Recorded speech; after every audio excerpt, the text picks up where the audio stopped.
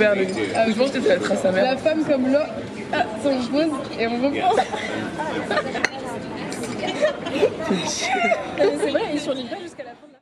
Bienvenue sur Génération Mosaïque, ton podcast par diaspora, et on vient déconstruire les a priori sur l'immigration. On se retrouve tous les mois pour plonger au cœur des trajectoires inspirantes des jeunes binationaux qui nous racontent leurs récits. Et aujourd'hui, nous avons l'honneur d'accueillir Franck Lao, qui est auteur du livre Décolonisons-nous.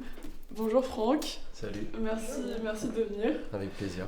Est-ce que tu veux bien te présenter, s'il te plaît ? Alors, moi, c'est comme tu l'as dit, Franck Lao. J'ai commencé avec la création du compte Décolonisons-nous sur Instagram en mars 2019, qui parle des questions décoloniales, antiracistes, et qui visait, comme je l'avais écrit en bio à l'époque, à déconstruire tout ce qui était l'héritage colonial dans notre société actuelle, pour comprendre en fait les liens avec le passé. Et puis ensuite, du coup, j'ai été contacté du fait de mon activité de 3 ans sur ce compte, de veille quasi quotidienne sur tout ce qui était racisme, etc., pour écrire un bouquin, donc celui-ci qui est sorti chez JC Lattès. D'accord, merci pour la présentation. Est-ce que tu peux nous parler du jeune Franck avant cette page Instagram, avant ce livre ? Du jeune Franck, il y a beaucoup de périodes différentes. On peut commencer, on va dire, jusqu'à 10 ans environ. J'étais à Créteil dans le 94, dans une petite cité vers l'université de Créteil. J'ai grandi là-bas au milieu de beaucoup de populations issues de l'immigration postcoloniale, principalement nord-africaine, africaine. Asiatique, il n'y en avait pas beaucoup. De ma génération, j'étais le seul. À l'école, par exemple, j'étais le seul asiatique, même au sens large de l'Asie, quoi. Ensuite, il y a eu le décès de mon père à 10 ans, quand j'avais 10 ans, 9-10 ans, où en fait il a été atteint il est décédé des suites du sida, qu'il avait contracté suite au scandale du sang contaminé dans les années 80. Donc pendant à peu près une dizaine d'années, il a essayé de tenir le coup. Après, ça n'a pas fonctionné par rapport au traitement et tout. Donc après ça, j'ai déménagé chez mon grand-père dans le 13e. Okay. Il habitait dans une des tours, au milieu du quartier chinois, quoi, qu'on dit chinois. Et après, qu'est-ce que je peux dire d'autre ? J'ai passé mon adolescence ensuite dans le 13e, tant bien que mal au niveau scolaire, toujours entouré beaucoup de personnes issues de l'immigration également, postcoloniale beaucoup également, de l'Asie du Sud-Est cette fois-ci. Donc il y a une partie de ton enfance où tu as vécu avec beaucoup de personnes de ta communauté, c'est ce que je disais, et juste avant, beaucoup moins. En quoi ça a joué sur ta construction, toi ? Et est-ce que tu as senti une différence quand tu t'es retrouvé avec beaucoup plus de gens de ta communauté ? Comment t'as En fait, avec le recul aujourd'hui, c'était vraiment très enrichissant, sans rentrer dans le terme assez classique où on dit la diversité, c'est la richesse et tout. Mais vraiment parce que par rapport à ma conscientisation d'où je suis situé sur le plan racial, en fait, ça m'a vraiment aidé. Après, je suis passé par plein de phases. Ça veut dire que dans une cité où j'étais le seul asiatique, j'ai eu des phases où j'ai pu rejeter mon côté asiatique, où j'étais plus centré sur l'identité de la cité, ou même aussi dans un conditionnement de l'école où on nous disait, un conditionnement républicain, on nous disait qu'on était tous égaux, etc.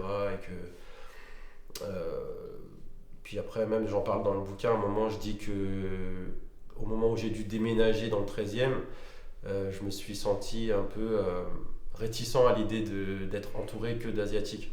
Parce que j'ai eu ce truc de rejet. Mais ça a été vraiment fluctuant. Il y a des fois ça l'était pas, j'étais assez fier d'être asiate, et puis c'était une façon de me défendre aussi du racisme qui me touchait moi particulièrement, singulièrement. Ça veut dire il n'y avait pas que moi qui en subissais, mais d'une certaine manière assez singulière, que d'autres n'avaient pas et que moi je ne vivais pas aussi par rapport aux autres. Enfin, c'est un peu ce qui m'a permis de me figurer, enfin de matérialiser le fait que chaque groupe subissait le racisme de manière différente. Et donc oui, c'était vraiment très complexe. Il y avait de la fierté, de la honte, du rejet, de la réappropriation de soi. Donc quand je suis arrivé dans le 13e, au début, j'étais pas très content. Puis ensuite, j'ai eu à réapprendre à un peu aimer ou on va dire revaloriser ce que j'arrivais aussi des fois à revaloriser même à Créteil. Enfin, c'était vraiment assez compliqué. C'est complexe en tout cas. Tu te sentais un peu décalage Au début, oui. Ouais. Je suis arrivé. En plus, j'avais intégré un groupe une classe où on était 3/4 des camarades qui étaient issus de l'Asie du Sud-Est. Et eux, ils avaient grandi là. Donc, ils avaient déjà des marques, ils avaient déjà des codes que moi, j'avais pas. Moi, j'avais plus un code du 94, voilà. Et au début, ça me semblait bizarre. Et puis, c'est vrai que tout ce qui m'a rappelé après à mes origines et à la fierté que je pouvais en avoir, ça m'a redonné de la force aussi. En fait, Sarah, elle a un peu le même parcours de vie. En fait, du coup, oui et non, dans le sens où moi j'ai toujours grandi dans une catégorie sociale très blanche. Okay. Moi je suis du coup maghrébine. Et donc j'ai toujours eu ce contraste jusqu'au lycée où je comprenais pas vraiment qui j'étais d'un point de vue maghrébin et je rejetais ça beaucoup. Donc j'étais très. Moi je suis blanche, je suis française, enfin pas du tout, mais du coup t'as compris, je me reconnaissais pas dans ça. Et après je suis arrivée à l'université française, université publique, et où c'est la mixité, mais sociale, ethnique, de partout, quoi. Enfin, en tout cas, moi, mon université, c'était ça. On était 300 et il y avait des gens de toutes les catégories sociales et de toutes les ethnies. Et je pense que c'est là où, comme toi, j'arrive et je fais partie aussi d'un groupe avec des gens maghrébins, tu vois. Et le choc était tel que je me suis même posé la question mais à aucun moment t'as mis en avant cette partie de toi dans toute ton adolescence, dans toute ton enfance. Et donc c'est pour ça que je te posais la question du décalage, parce que moi j'avais ressenti un décalage. Mais à la fin, quand t'arrives à trouver la balance, c'est genre une richesse, ou en tout cas c'est la plus belle chose qui puisse t'arriver, parce que du coup t'as un mix des deux. Mais c'est vrai que c'est compliqué quand tu grandis loin de personnes de ta communauté, puis après tu te retrouves avec les personnes de ta communauté. Donc ouais, moi je me reconnais beaucoup dans ce que tu dis. En fait, tout ce qui était asiatique pour moi, en tout cas de mon côté, c'était surtout familial. Ouais. Voilà, c'est-à-dire qu'on se retrouvait en famille et tout, mais c'est vrai qu'après dans la vie de tous les jours, à l'école et tout, c'était soit blanc, soit nord-africain, soit subsaharien, enfin de vraiment toute l'Afrique, du continent africain post-colonial et antillais. Et ensuite, par rapport au racisme en tout cas, aujourd'hui, ce que ça m'a fait comprendre, c'est que même si je dis que je vivais du racisme, qui s'était véhiculé, que ce soit par moi ou par mes potes, dans un conditionnement culturel qui était celui des années 80,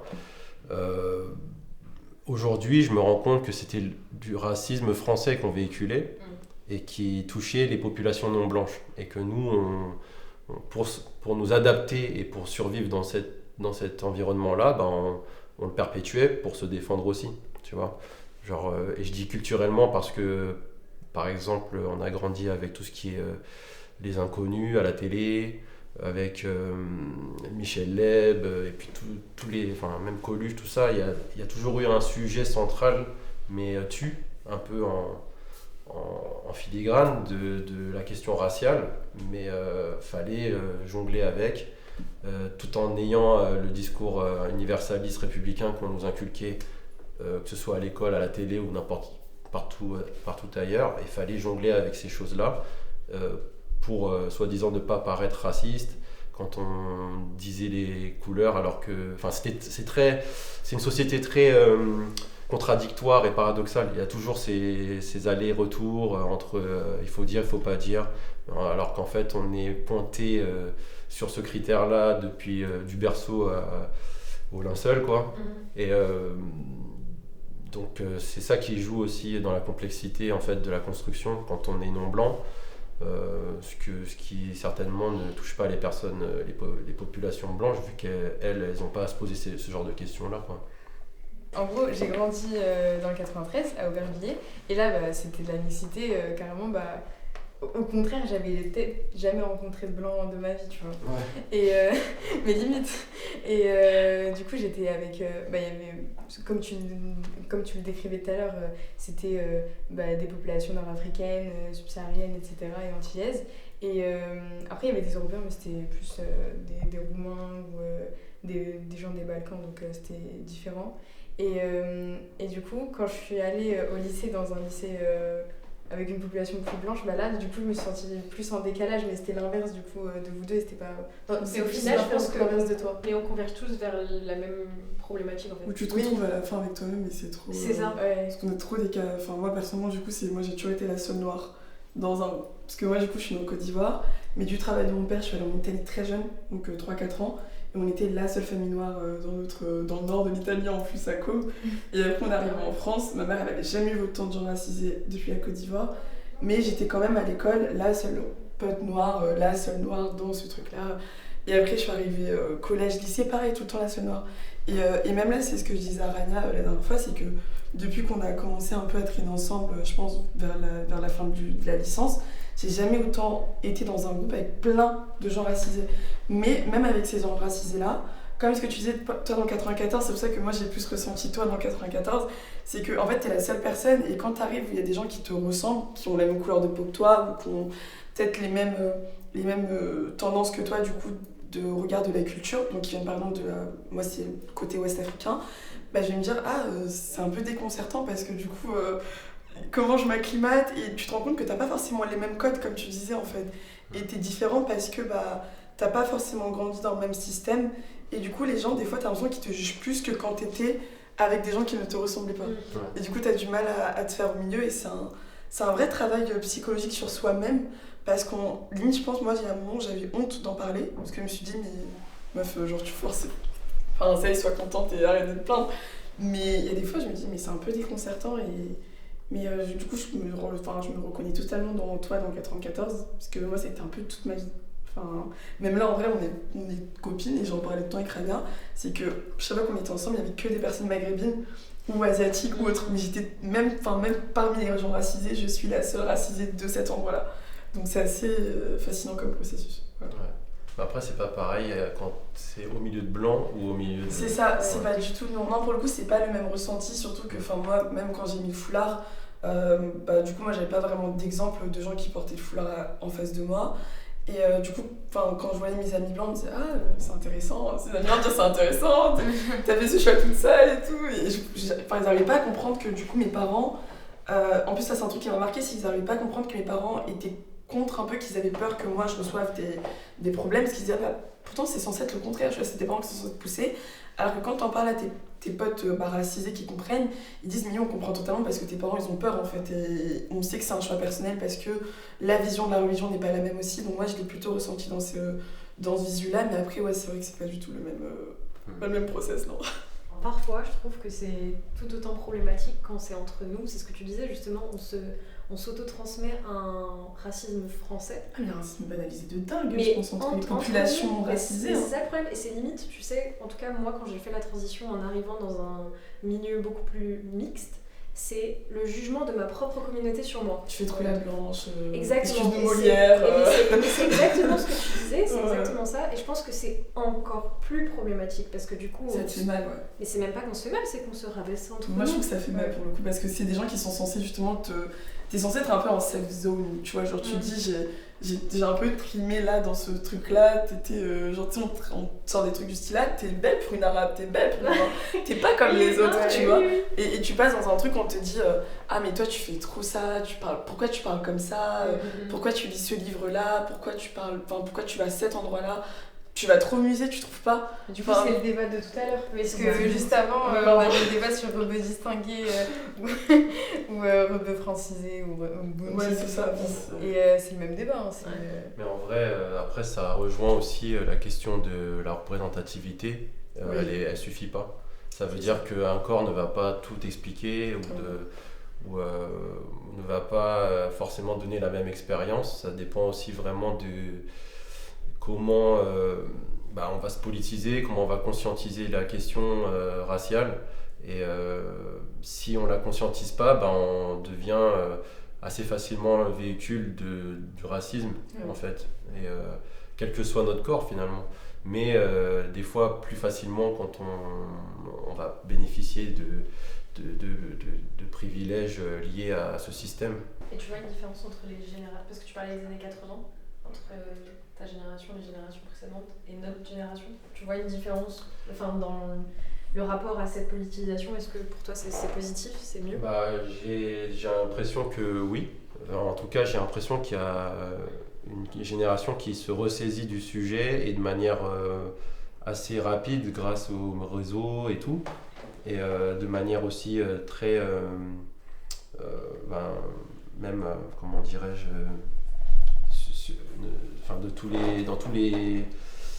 En fait, ça a toujours été là, mais dans le sens où, par exemple, là, quand je vois qu'il y a des jeunes, des ados qui parlent de racisation, de termes sociologiques et tout, que moi, j'avais pas à l'époque.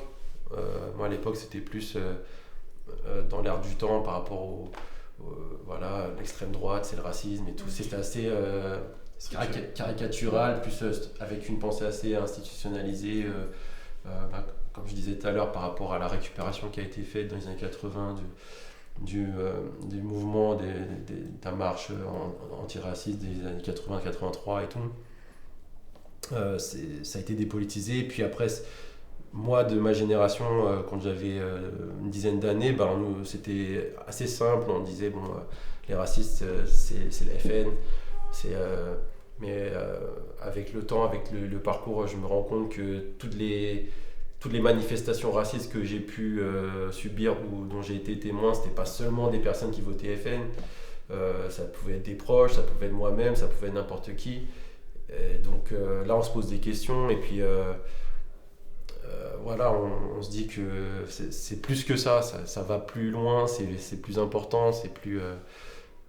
voilà. Et puis pour revenir à la question de la jeunesse d'aujourd'hui, je me rends compte que ce que moi au début j'écrivais sur ce que je découvrais en même temps que ce que je publiais sur Instagram, le fait que de plus en plus de personnes s'y intéressent sur les questions de manière sociologique et tout, je pense que c'est plutôt positif, quoi. Du coup là on était en train de parler de ton enfance et moi je vais revenir sur un passage qui m'a marqué dans ton livre.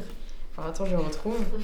C'était page 12 et tu disais: il m'a fallu des années pour accepter la tragédie que j'avais vécue, apprendre à vivre avec cette rage sans chercher à l'enfouir, l'apprivoiser pour coexister avec, puisqu'elle ne s'évanouirait jamais.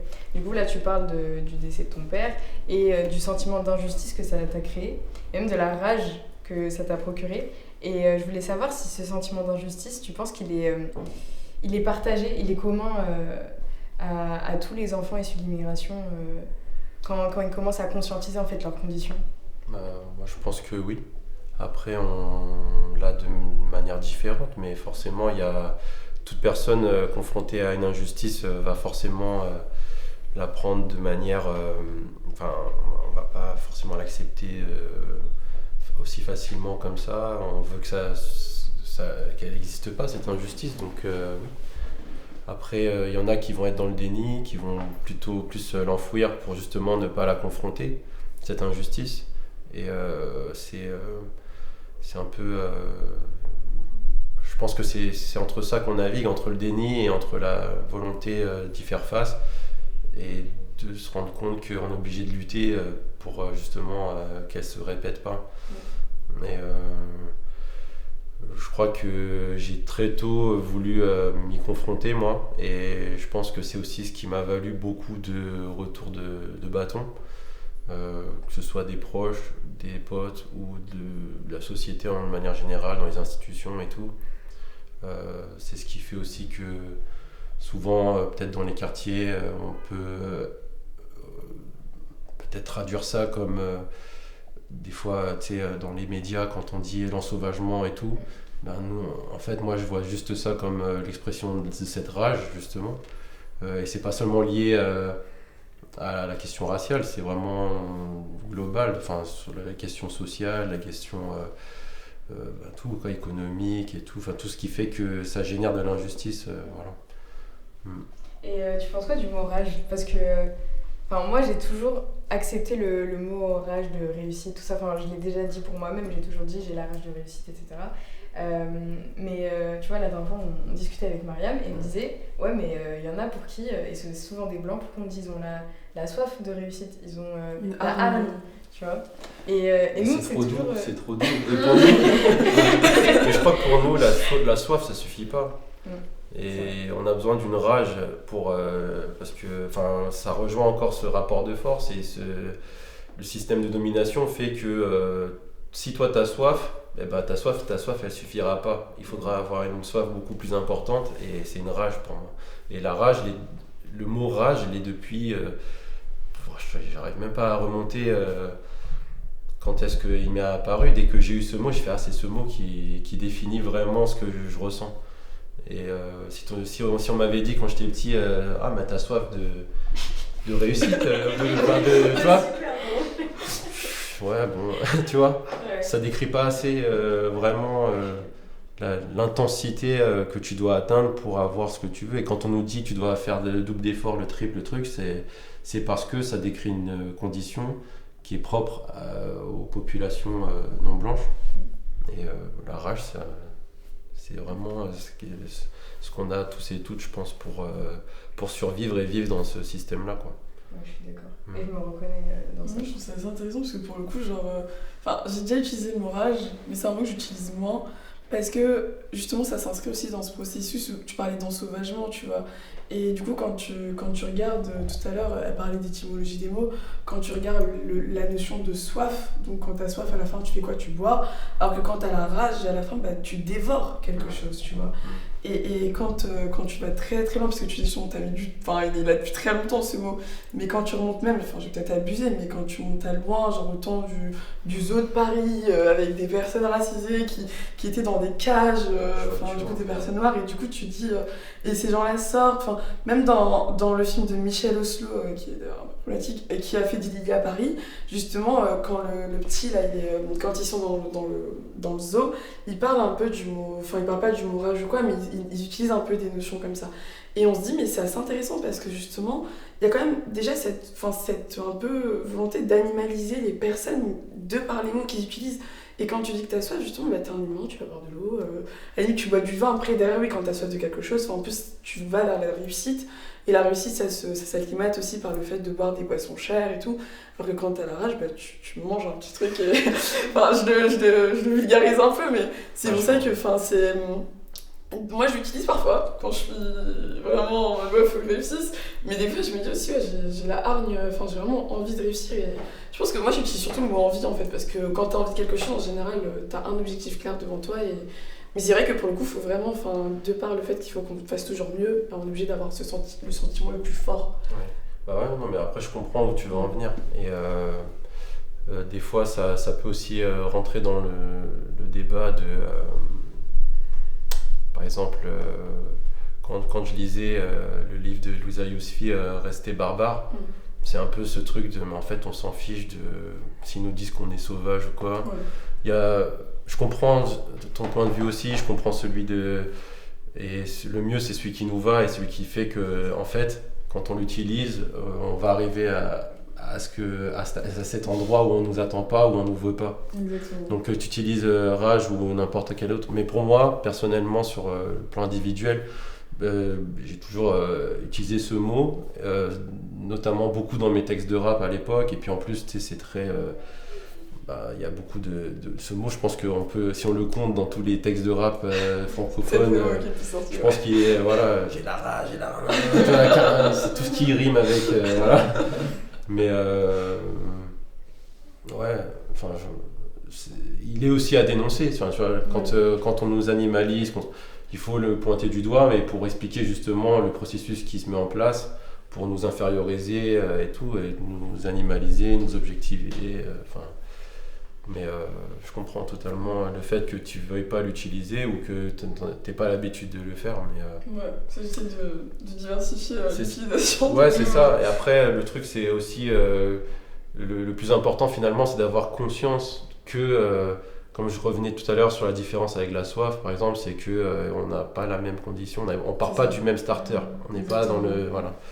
Et sur le plan en tout cas de l'oppression raciale, on peut pas dire qu'une personne blanche va avoir la même rage que nous. Oui, c'est ça. C'est juste ça en fait. Mais après, si c'est une question de mots, en vrai, c'est pas si important que ça. C'est vraiment la compréhension de ce qui est factuel, de ce qui fait qu'on a une société hiérarchisante sur le plan racial. J'ai l'impression que tu fais la distinction entre l'aspect scientifique des choses et l'aspect sociologique des choses. Et je pense que c'est quelque chose dont nos parents avaient pas mal de mal, enfin ils avaient pas mal de mal avec ça, c'est parler de noir, de blanc, et vraiment de poser des mots sur ok toi t'es blanc, toi t'es noir, toi t'es arabe. Et je sais que mes parents ont beaucoup de mal à dire les blancs. Genre. Pour eux c'est en fait on est une race unique, il n'y a pas besoin de diviser. Et puis même eux, je pense qu'ils ont eu tellement ce truc de faut s'assimiler, faut rentrer dans la catégorie être calme, ne pas se faire voir que utiliser des termes comme blanc et noir, c'est très difficile pour eux. Et je pense que c'est hyper... Enfin, moi, ça m'a marqué, je voulais juste rebondir sur ça, sur l'aspect vraiment sociologique des choses et de dire, bah en fait, la race, elle existe en tant que problématique de notre société. Et parce que le racisme existe par définition, donc par définition, la notion existe. Et je pense que c'est hyper important de le faire comprendre à notre génération que bah, c'est ok de dire, bah les blancs sont, par exemple, moins discriminés que nous, pas du tout discriminés, tu vois. C'est ok de le dire. Et c'est ok de catégoriser quand c'est dans un but sociologique. Et Bah, surtout que toute notre vie, on nous a dit arabe, noir, etc. oui, en plus, déjà dans ce sens-là, ça posait pas de problème. On peut toujours catégoriser pour au final te dire bah non, en fait, il n'y a plus de catégorie. Moi, c'est plus dans les espaces blancs, genre quand je suis allée dans un lycée de blanc ou quand je suis allée dans des écoles, en école d'ingénieur. Là, si je disais oui, bah, c'est un blanc, je disais, ah bon, mais pourquoi tu l'appelles comme ça c'est un mec et tout. Non, tu m'appelles bien l'arabe, là ça dérange pas, tu vois. Donc, ouais. Mais oui, il y a un problème avec la race sociologique. En fait, on ne conscientise pas que dans la société, tout est racialisé. On pense que quand on m'a dit ouais, le chinois, là, en fait, c'est la racialisation de mon corps avec un mot qui désigne une nationalité, mais c'est un mot qui est chargé de race, parce que c'est l'évolution peut-être de jaune ou qui était utilisée un peu avant. Dans les années 80, on entendait partout, oui, les jaunes. Maintenant, c'est politiquement correct de dire les Chinois, parce qu'il y a eu peut-être une évolution dans les luttes qui fait que culturellement et tout, on va dire non, ça se dit peut-être un peu moins. Et parce que le jaune, ça rapporte. Et dans l'histoire, en tout cas, des populations asiatiques, peut-être qu'il y a eu ce truc-là de dire, bah, en fait, non, ils n'acceptent pas ce mot-là, ils ne se sont pas réappropriés comme pourraient se réapproprier les populations noires, et même des individus perçus comme noirs disent parfois, moi je ne suis pas noir, j'utilise pas ce mot parce que c'est issu d'une histoire du racisme. Enfin, c'est assez complexe, mais c'est pour ça que j'ai toujours travaillé sur ce truc-là de la conscientisation de la race en tant que produit du racisme. Et je pense que sans cette conscientisation, on n'a pas de politisation possible de construction d'un antiracisme vraiment sur le plan politique. Il faut dire les mots si on veut avancer. C'est ça. Pour guérir la plaie, il faut bien... Oui, il faut la nommer, il faut dire oui, c'est pas une question de race biologique, mais l'histoire a fait qu'on est arrivé à des constructions de groupes qui sont désignés de telle manière. Ça a évolué parce que le racisme évolue et s'adapte en fait aux luttes pour pouvoir perdurer. Quand moi on me dit c'est bon, je t'appelle chinois, mais c'est rien, c'est pas grave. Mais en vrai, moi j'ai en plus de ça la famille chinoise, mais ce mot-là par exemple il m'a gêné beaucoup, assez longtemps, jusqu'au point qu'à une période de ma vie, moi je me définissais comme laotien seulement. Et quand j'étais devant les gens, je disais bah, je suis d'origine laotienne. Au début c'était sino-laotien, pour ne pas dire chinois et laotien, donc sino-laotien, tu vois, c'est jusqu'à ce point-là, quoi. Voilà, c'est des stratagèmes d'adaptation juste pour ne pas rentrer dans. Tu vas pas me définir en tant que chinois, aka jaune, aka shintok, aka tout ce que tu veux.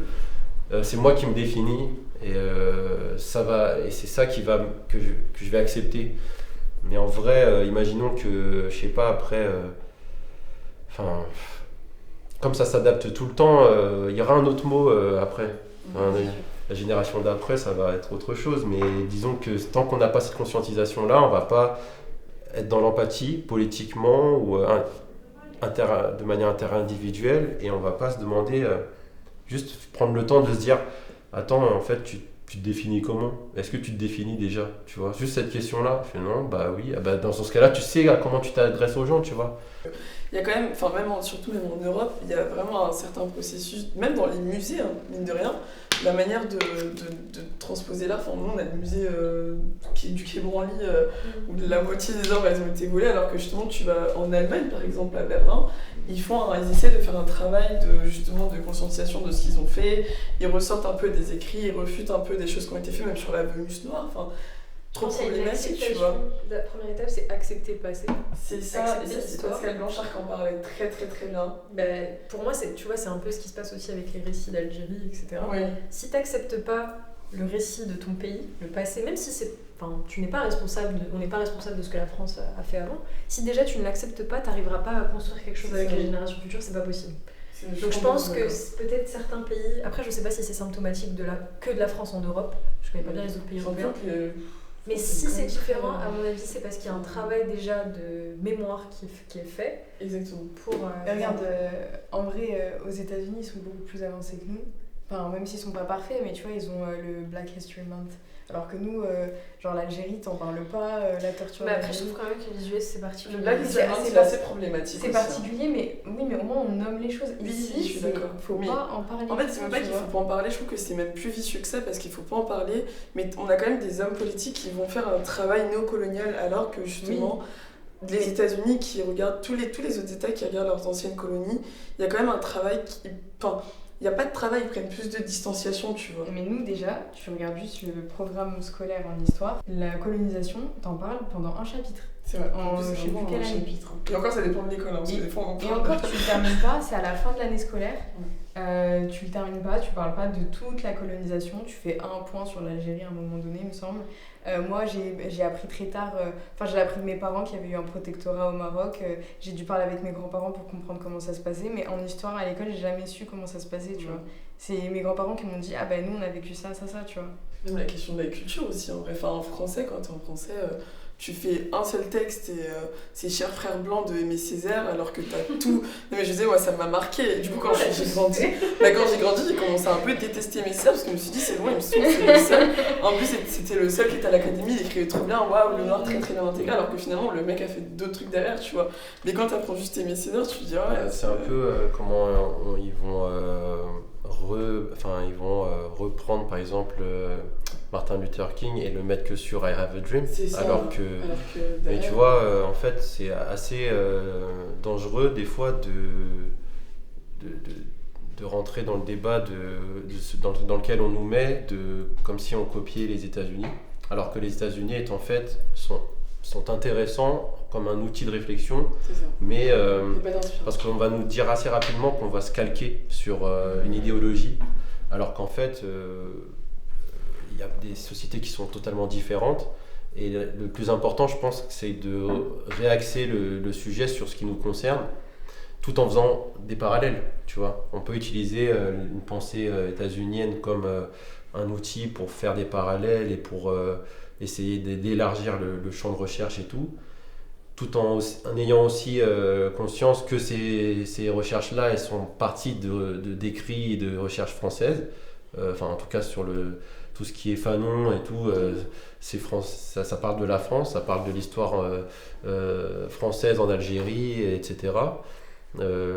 Quand là-bas ils étudient à fond les damnés de la terre, et qu'ici on les apprend, on en apprend l'existence peut-être à 30 ans des fois. Tu fais un petit tour dans Gilbert Joseph et tu tombes sur... ouais, tu vois, et là on se rend compte qu'il y a une résistance, et comme on se posait tout à l'heure la question, est-ce que c'est propre à la France? Je pense que la France, elle a vraiment un problème avec cette histoire-là, et que il y a des résistances académiques de partout, institutionnelles, et que d'ailleurs même pendant les JO ça se voyait, c'était le seul pays qui voulait pas des sportives qui portaient le foulard. Tu vois, il y a vraiment un truc franco-français sur ces questions-là, et qui veut, alors que et qui résonnent de ouf avec leur histoire coloniale. L'histoire des dévoilements, des choses comme ça. Ils n'en parlent pas, ils ne veulent pas essayer de se poser la question de pourquoi est-ce que, de manière quasi réflexe, on a des réactions islamophobes comme ça. Pourquoi est-ce que... voilà. Et tout ça, ça vient d'un conditionnement hyper ancré dans la culture et dans l'éducation. Dans le programme scolaire que tu évoquais, on apprend très peu de pourquoi on est là. Nos familles, pourquoi elles sont là, pourquoi moi je suis là aussi, d'origine d'une partie marocaine, etc. Pourquoi on sait pas. Pouf, ils nous ont sauvés. En fait, c'était ça le truc. Leur explication, c'était ça. C'était on vous a sauvés. Vous êtes pris dans des tipis, dans des tentes. Et en ça, je trouve que c'est assez éclairant quand on va voir l'histoire, la pensée états-unienne, quand ils étudient ça en disant white savior et tout. C'est assez caricatural quand ils sont repris par les gens un peu réac d'ici, en disant regardez, ils pensent que noir et blanc et puis ils sont racistes en fait. Mais ce truc de white saviorisme, ça résonne fortement avec la colonisation où on voulait aider à civiliser les populations inférieures et tout. Hashtag Jules Ferry, etc. Donc c'est quelque chose qu'ils n'arrivent pas à questionner.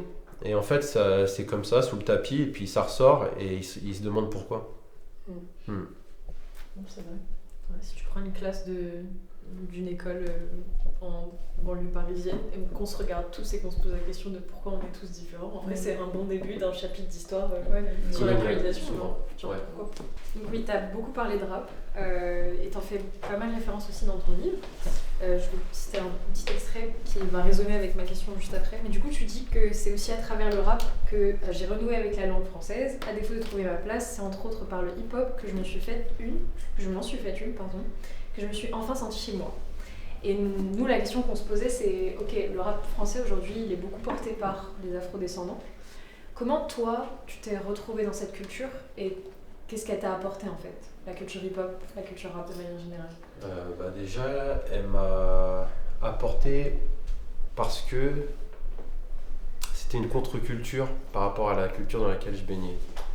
Et c'est une contre-culture dans laquelle j'ai trouvé un espace, même s'il n'était pas porté par des corps pouvant être perçus comme asiatiques.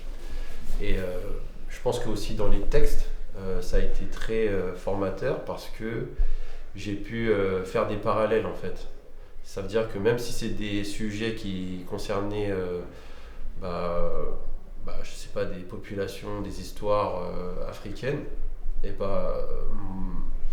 en fait ça me touchait parce que ça me parlait quand ça parle de racisme, directement moi ça a résonné en moi. Et au moins dans les années 90, quand les textes étaient un peu engagés, ou même pas parfois, il y avait toujours une phase sur du racisme. Donc forcément ça m'a aidé moi à faire ces parallèles et à sentir en fait une certaine empathie envers ces sujets-là. Et puis je reviens encore sur le sujet de regard situé. Je me suis posé ces questions. Lui aussi il vit ça, donc moi je le vis comment? Et ce qu'il dénonce en fait, je le vis aussi, donc forcément on est ensemble, tu vois, c'est un peu ça. Et moi ça m'a aussi poussé à écrire pour raconter ce que moi je vivais, et puis raconter ce que moi et mes proches on vivait. Donc c'est peut-être là en fait l'endroit où on voit pas vraiment les couleurs, tu vois, même si on les voit quand même, mais c'est pour ça que ça m'a touché. C'est ça, en fait, c'est au-delà de l'aspect ethnique, c'est vraiment le fond de ce qui est dit, où au final, on se retrouve tous autour du même sujet, quoi. Oui. Okay. Et le truc, c'est que, par exemple, quand on parle de colonisation dans les textes de rap, c'est ce qui m'a poussé, moi, à me procurer Aimé Césaire, le discours sur le colonialisme. Je l'ai lu au lycée, et ça a été aussi un point clé dans ma conscientisation de la question raciale autour de la question coloniale.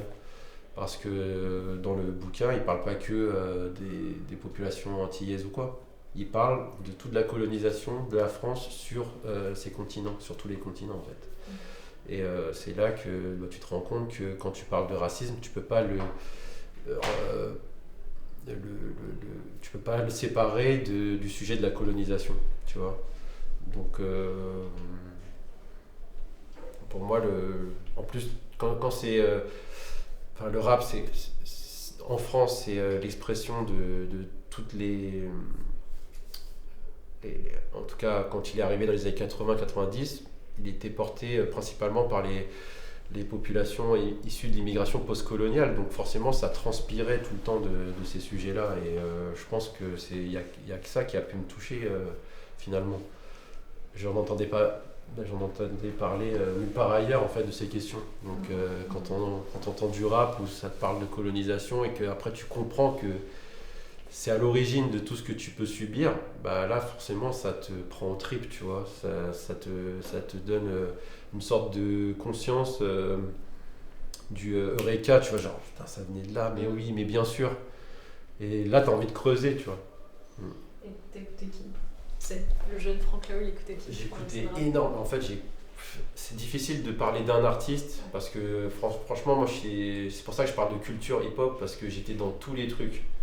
Je me suis vraiment buté à Ideal J, d'abord, vraiment beaucoup. Parce que j'étais du 94 et que la Mafia Qu'un Free, c'était tout pour nous, tu vois. Mais donc toute la Mafia Qu'un Free, après forcément tout ce qui était, je me suis beaucoup j'étais beaucoup sur Time Bomb, donc tout ce qui est Booba, Ali, Pete, Oxmo, tout ça, tout ce qui est l'équipe Time Bomb. Mais après c'est interminable parce que j'ai tout écouté, tout des 2 balles. Arsenic, T'écoutes de la génération d'aujourd'hui ou pas? Aujourd'hui, c'est compliqué, j'arrive moins. Mais en vrai, j'aime beaucoup. Ça commence peut-être à dater, je sais pas. Okay. Mais tout ce qui est Alpha One. Parce que en vrai, j'ai été aussi grave sur le Quinry, mais vraiment l'underground aussi. Mais des années 90, 2000 plus. Après c'est difficile de lister parce qu'en France en vrai j'ai tout écouté, j'ai été tellement à fond que j'allais tout le temps me pécho une big step à l'époque à Châtelet et puis je creusais et tout, ah ouais lui il est affilié à tel groupe donc nanana, tu vois. Après tout ce qui est ATK tu vois, ou même des gens maintenant que je connais genre Gros Dash, Ultimatum, des groupes vraiment voilà, toutes les affiliations d'à côté en plus, donc vraiment voilà, c'est compliqué de citer la Brigade aussi, un groupe vraiment phare, vraiment c'est interminable.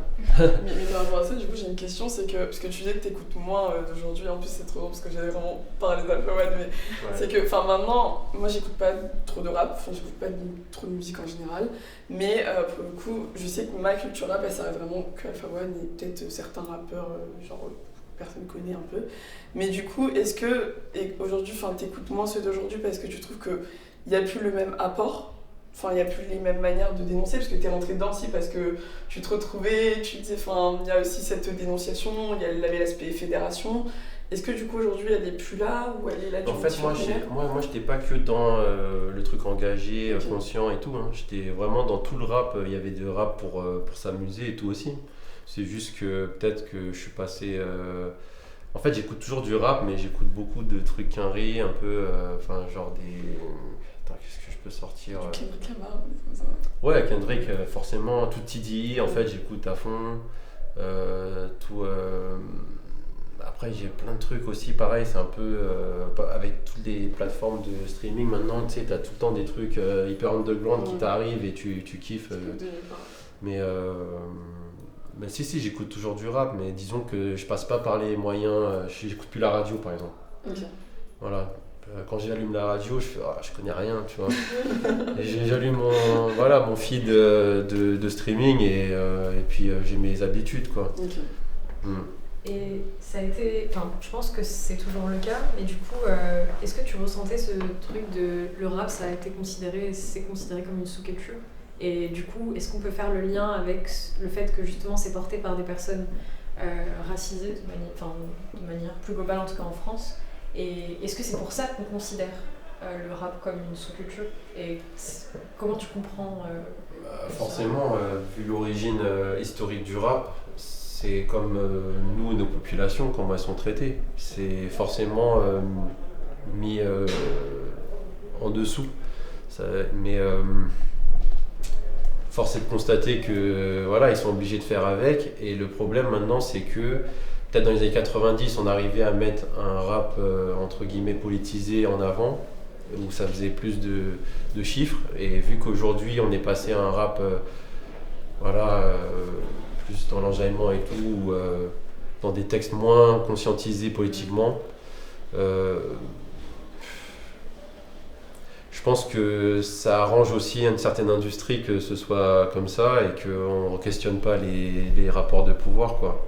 Ouais, là on l'a vu récemment dans le cadre des élections, quand ils ont fait la coalition des 7 là, avec la chanson pour aller voter No Pasaran. Ah oui. Vraiment, le lendemain il y avait toute la journée il y avait tous les médias de France, de Navarre d'ailleurs, de tout le monde qui disaient bah non mais lui il a fait ça, lui il a fait ça, et le son ça par exemple c'est assez symptomatique d'aujourd'hui. Par exemple la forme du texte est différente qu'un Sachant dire non ou à l'époque c'était 11-30 contre les lois racistes et tout.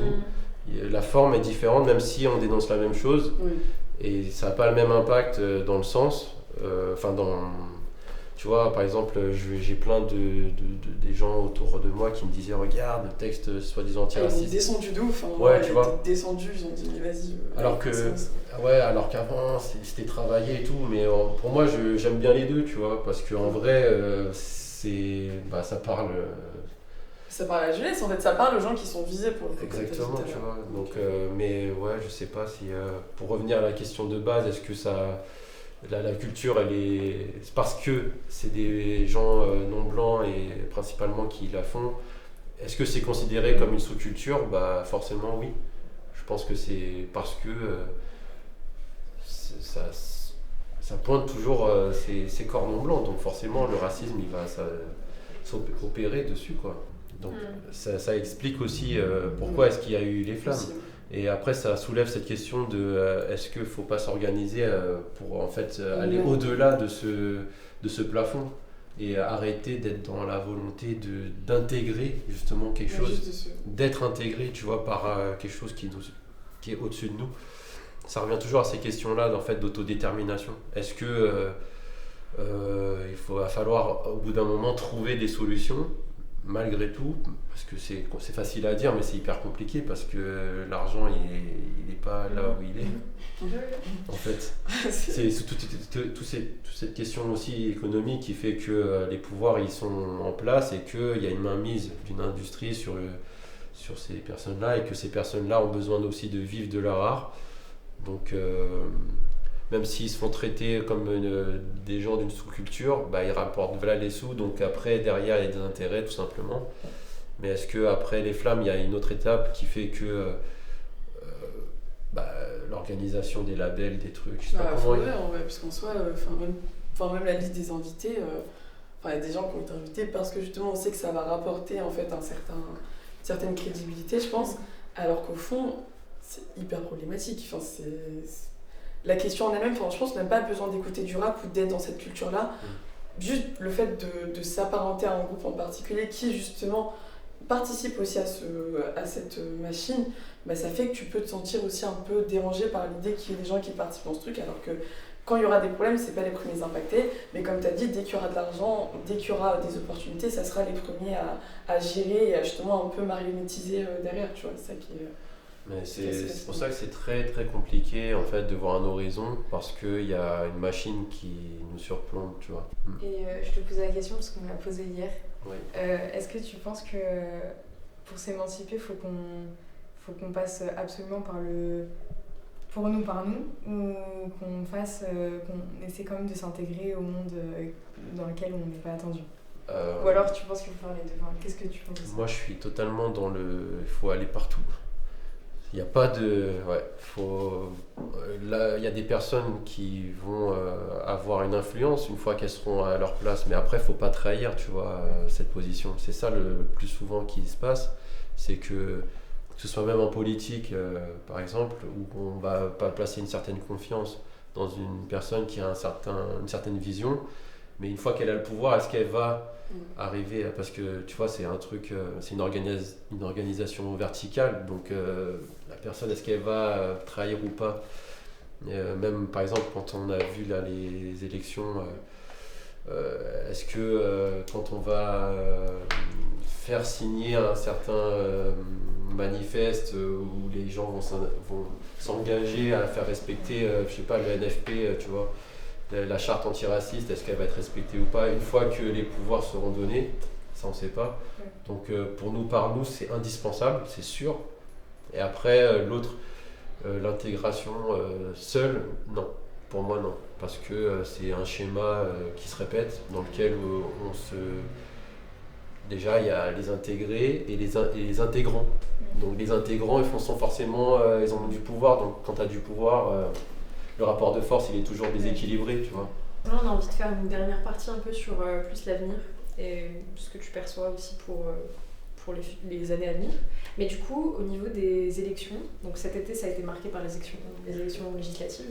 Et c'est vrai que certains faisaient la remarque du fait que la sphère politique n'était pas une photo représentative de la société ou de ce que nous, on aimerait voir chez les groupes politiques. Comment toi, tu te reconnais dans la sphère politique actuelle et c'est quoi ton rapport justement au parti, à la politique de manière générale? Et est-ce que tu te reconnais dans les groupes notamment politiques de gauche? Alors s'il faut se définir politiquement, je vais forcément me classer à gauche, mais c'est une définition assez complexe parce que j'ai toujours été dans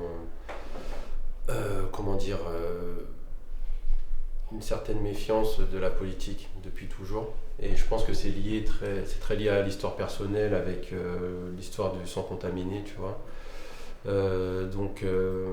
Et puis aussi dans la culture rap, ça m'a un peu éduqué à ça, tu vois, tout ce qui est politique, un peu pour caricaturer tout ce pourri et tout. Mais aujourd'hui, je sais que c'est indispensable, ça fait partie d'un des chemins possibles des luttes, et surtout que pour moi, la politique, c'est plus un outil qu'autre chose. C'est pas idéologiquement, je vais pas adhérer et dire je vais soutenir à fond, machin. C'est stratégique, il faut l'utiliser quand ça va verser dans l'antiracisme politique que je vise, par exemple. C'est surtout ça. C'est-à-dire que en plus un parti aujourd'hui, il y a un temps limité, on ne sait pas quand il va se déliter, quand est-ce qu'il va... En plus, des fois, ça tient que sur les épaules d'une ou deux personnes, tu vois. Donc la politique, pour moi, c'est pas la pierre angulaire de tout.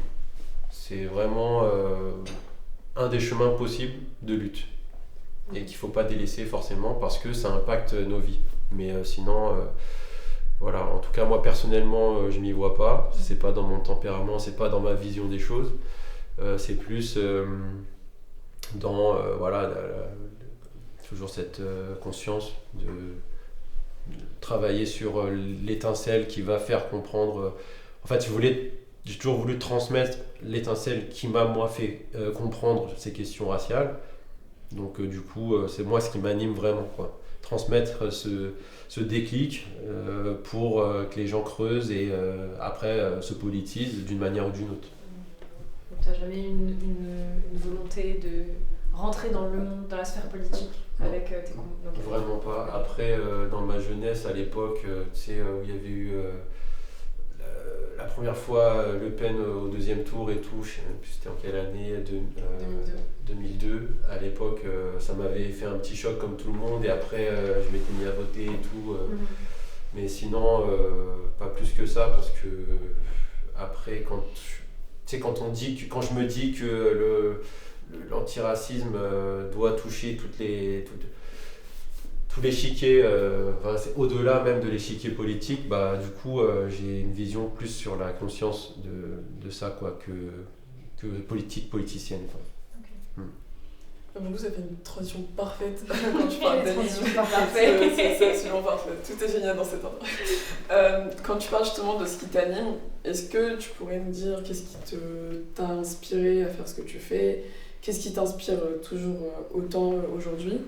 Et surtout, est-ce que tu es dans un... Lui, est-ce que tu te rends compte aussi un petit peu que bah, toi aussi, tu as un peu devenu un prisme d'inspiration pour certaines personnes, pour des gens racisés, non racisés?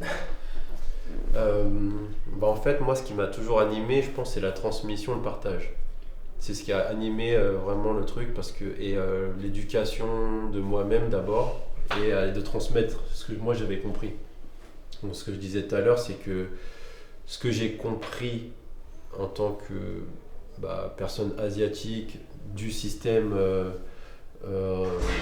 raciste, je voulais que le plus de personnes possible puissent voir ce que moi j'avais vu. Donc je me suis dit, à partir du moment où ça a pris sur Insta, ça m'a motivé parce que je me suis dit, c'est pas juste moi et mon pote. Ça a une portée un peu plus importante. Au début c'était quelques milliers, et puis après maintenant 200 000, et voilà, avec le livre peut-être un peu plus. Et je me disais, là c'est un impact un peu plus important qu'une discussion autour d'un café avec un pote, tu vois. Donc c'est vraiment ça qui m'a animé. Puis le fait aussi que c'est un partage d'un apprentissage, comment dire. Parce que moi, je connais, tout ce que j'ai écrit, c'est issu de ma recherche, mais en fait, il y a plein de choses que je ne connaissais pas avant, que j'ai dû creuser et que j'ai dû relier avec d'autres choses que j'avais vécues ou apprises. Et donc, voilà, c'est un truc assez perpétuel qui rentre dans le registre de la transmission, tu vois. Et puis aussi, ce qui m'anime, c'est mes enfants. Me dire que je veux qu'ils perdent pas de temps avec ce que moi j'ai pu faire avant. Parce que voilà, tout ce temps-là, en fait, c'est du temps gagné pour eux aussi. Quand ils le liront à je sais pas quel âge, ils vont peut-être comprendre des choses plus rapidement que moi j'ai pu comprendre, tu vois, trop tard, quoi. Donc c'est aussi ça, c'est faire gagner du temps aux gens qui se posent trop de questions et qui trouvent quelques réponses un peu trop tard. Ok, merci. Et donc dernière question, on a beaucoup parlé de ton enfance, là tu as parlé justement de la culture durable, on a fini par de la politique. Est-ce que tu es dans un processus quand même, où tu te considères dans un processus, tu as aussi parlé de tes enfants, du fait que tu veux faire gagner du temps, parce que toi t'as passé beaucoup de temps aussi à faire ça. Est-ce que tu es dans un processus d'auto-guérison ou un peu, est-ce que c'est salvateur pour toi de faire ça? Au début, je le pensais. En fait, je le pensais vraiment après, dans l'écriture. Pendant l'écriture, je me disais, ça fait du bien de sortir ces trucs-là. Mais je pense que c'est un grand mot de dire guérison, je pense. Je crois que c'est aussi un truc perpétuel. J'ai besoin de tout le temps être guéri, en fait, jusqu'à la fin, je pense. Ça m'a fait du bien, hein, franchement, mais je pense que ça suffit vraiment pas. Et que c'est pas pour être pessimiste, c'est plus pour être lucide et me dire que je dois continuer et que, tu vois, c'est plus ça. Mais je pense que c'est un trop grand mot, en tout cas, de salvateur ou une guérison, pour moi en tout cas. Mais je suis content de voir les retours. Il y a pas mal de personnes qui m'ont dit que ça les aidait justement à mettre des mots sur des choses ou des pensées, des idées qu'elles n'arrivaient pas à conscientiser. Et c'est vraiment ça qui me motive à continuer. Est-ce qu'il y a des choses dans le livre dont tu parles? Aujourd'hui, tu sais que tu n'es toujours pas guéri, que tu es toujours dans un process de compréhension. Ou ce que tu mentionnes ici, ça va, c'est bon. T'as tiré une page dessus. Ça va. Après, peut-être qu'il y a des choses. Alors, il y a des choses, je me disais que j'aurais dû aller plus loin, forcément. Mais je sais que je me le suis dit, ça, mais forcément, c'est toujours le cas, sur tout ce qu'on écrit, tout ce qu'on pense. Et ça, c'est vraiment la photographie d'il y a 2 ans. De ce que je pensais il y a 2 ans, donc aujourd'hui ça a évolué encore. Et il faut savoir aussi qu'avant que je sorte celui-ci, les premiers écrits, ils avaient été un peu refusés entre guillemets, dans le sens où ça rentrait pas dans ce qu'on devait écrire, ce que je devais écrire. Mon éditrice, elle m'a dit mais en fait c'est pas du tout ce sur quoi on s'était mis d'accord. Et à la base c'était un texte qui pouvait être qualifié de pamphlet en fait. Et en fait, j'avais mis toute ma rage dedans. Ok. Et j'étais plus dans la conclusion que dans la démonstration. Ok. Et en fait, moi, à la base, le projet, c'était faire un peu comme au début d'Insta, où je prenais les gens un peu par la main. Regardez ce que j'ai découvert, j'ai appris ça, ça veut dire ça. Tu vois, c'est très pédagogue et tout. Et venez, on réfléchit ensemble et tout. Là, les premières choses que j'avais écrites, c'était ultra vénère en fait. C'était du fiel pur et dur en mode la France, c'est ça, c'est si. Après, à la fin, elle m'a dit mais c'est hardcore. Moi, je comprends que ça puisse résonner avec les gens qui te comprennent, qui te connaissent ou qui comprennent ce sujet. Mais moi, j'ai besoin que tu retournes à ton Franck d'il y a 3 ans d'avant. Tu prends les gens par la main, quoi. Voilà. Et ce livre-là, en fait, c'est pour ça qu'il a été aussi dur, parce que, en fait, j'en avais marre, moi, j'avais fait quand même 3 ans, quotidiennement, je vous fais des posts d'éducation, tu vois. Et t'es là obligé de faire des trucs, des politesses un peu avec, tu vois, et puis après, tu débats avec des gens et tout, alors C'est que... le même format. Voilà. Et à la fin, moi, j'en avais marre, j'étais vraiment en mode, comme... toute la rage que j'ai pu avoir avant en mode allez vas-y j'envoie et elle m'a dit mais ça c'est un pamphlet, c'est juste voilà, c'est ta rage, c'est ton truc, peut-être que voilà tu le sortiras plus tard, mais c'était pas le but. Donc après pendant plusieurs mois j'étais devant une feuille blanche et là je me voyais déjà rembourser mon avance et tout. Franchement au début c'était dur parce que je me disais putain, je me suis embarqué dans un truc, en vrai j'arriverais pas à le faire. Et pour terminer l'anecdote, c'est que j'ai réussi à me lancer dans l'écriture parce que on a trouvé le squelette du livre à partir d'une anecdote que je raconte pour lancer le sujet des violences policières. Donc le premier texte qui a été écrit, c'est ce que j'ai vécu en tant que tagueur à l'époque, quand je me suis fait gazer, bastonner par des flics. Et en fait, par la BAC et après balancé sur les quais de Seine. T'appelles ton ami et tout. Ouais, c'est ça. J'étais avec 2 potes et tout. Et après, on a été pris en flag. Et moi, je me suis fait attraper. Il n'y a que moi qui l'ont poursuivi. Après, ils m'ont gazé, tapé et tout. Et ils m'ont balancé sur les quais à 2-3 heures du mat. Et en fait, ça avait résonné avec une actualité. Et j'avais envie d'écrire ce truc. Et à partir de là, je suis parti après sur les sujets qui touchent la société de manière plus générale. Donc après, j'ai commencé à parler de mes potes qui sont perçus comme noirs et arabes. Et ensuite, après, j'ai parlé des trucs sociétaux et tout. Et du coup, elle m'a dit, mais c'est ça qu'il faut qu'on fasse. Tu parles de ton truc parce que je voulais que tu introduises le jeu que tu mettais pas en avant sur Insta. Et pour finir sur ton analyse et tout. Et après, du coup, c'est pour ça qu'à chaque fois, je parle d'abord de mon expérience perso. C'est ça. Après, tu fais Et ça marche super bien. Et c'est vraiment dingue parce que... En fait, ça permet aussi de faire de se mettre en perspective, en fait, le regard situé dont je parle, et puis après des fois de s'identifier, alors que de faire ce parallèle, ah ouais, mais lui il est asiate, mais il a vécu ce truc que moi j'ai pu vivre aussi, même si c'est pas pareil. Et c'est hyper important, je trouve. Ouais, Il y a une personne d'origine asiatique qui le fasse. Et en fait, moi, le truc, c'est que justement, j'essaie de rediriger l'idée vers, en fait, ça part d'un même point, qui a beaucoup de liens avec la colonisation et l'histoire, la sociologie française, quoi. Mais c'est trop fort, hein, parce que je vais peut-être faire la fangirl, mais c'est mon passage préféré du livre. Je pense que j'en avais parlé aussi. marquant. J'en avais parlé en plus à Sarah Leçon que c'était mon passage préféré du livre parce que tu cites un policier qui dit un truc à la télé, je crois, un politicien, je sais plus, et qui dit un mot super problématique, je sais plus c'était quoi le mot, je sais qu'il est entouré en rouge, en tout cas dans le livre, c'est sûr. Et je me disais, mais et justement, comme tu dis, en fait, t'as parlé de toi qui marche, qui est énervé, je sais plus si t'appelles ta pote ou tu vas chez elle, mais t'es hyper saoulée et après t'as commencé à vraiment te parler des Noirs, des Arabes, des autres personnes et t'as ouvert une porte qui était juste... et comme elle a dit, ça part pas juste, mais d'un Asiatique qu'on ne pense jamais pourrait vivre ça. Moi, Mariam, quand j'ai acheté le livre, je me dis pas, les Asiatiques, ils vivent ça aussi. Tu t'es arrêté sur les quais, le mec est hyper problématique avec toi, il te jette comme ça, limite comme un animal un peu en pâture et tout.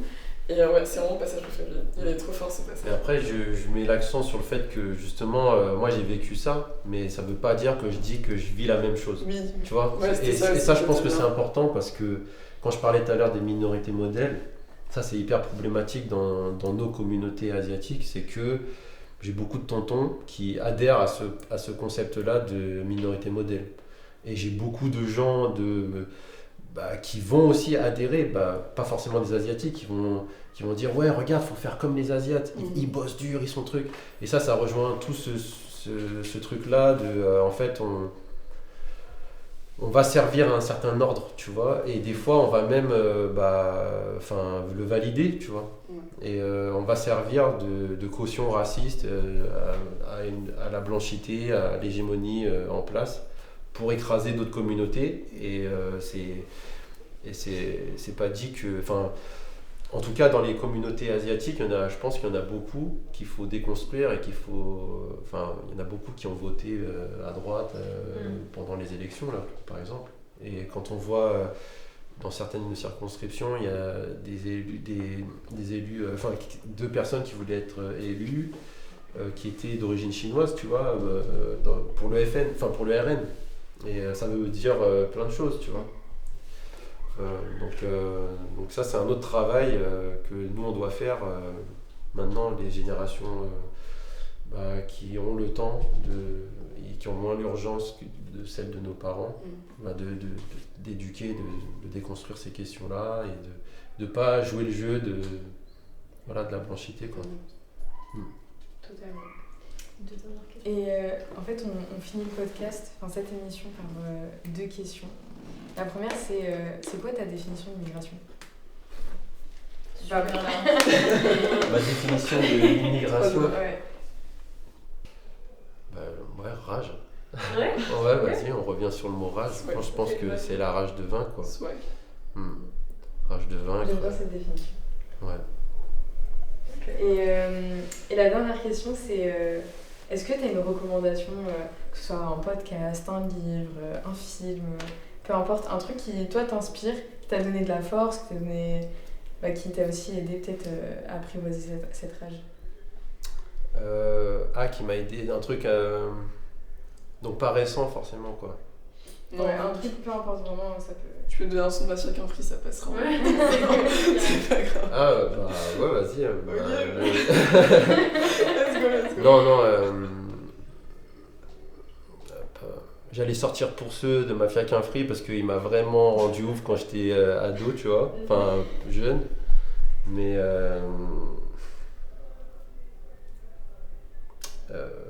un truc un peu moins Choquer la France de Nubie. Voilà. Donc c'est un truc assez représentatif de ce que je pensais en 2006, puisque le son est sorti en 2006. Ok. Et voilà, Nubie du groupe Futuristique, du 91, Choquer la France, voilà, sur son album Scarlatitude. Merci. Voilà. On peut remercier la France avec C'est ses fini sur choquer la France. C'est parfait. Merci beaucoup. Merci. Merci, c'est moi, merci. Et encore, comme d'habitude, on remercie l'équipe technique derrière. Mais on va le faire à chaque épisode. Donc merci Maëpel, merci tout le monde. Tous Merci ceux qui bossent Tidiane, derrière, merci Tidiane. Céline, merci Merci Yasmine et merci Yassine. Et Merci Jean-Marc, merci la Galerie Écomusée de nous avoir reçus pour cet épisode. Et nous serons bientôt là pour notre exposition. Et on se retrouve le mois prochain. Mon assassine, mon rap choc, je suis un fléau pour la machine, néo dans la matrice. La voix des déshérités, je rôde et je gronde. Je suis la cité, choquer la France, choquer le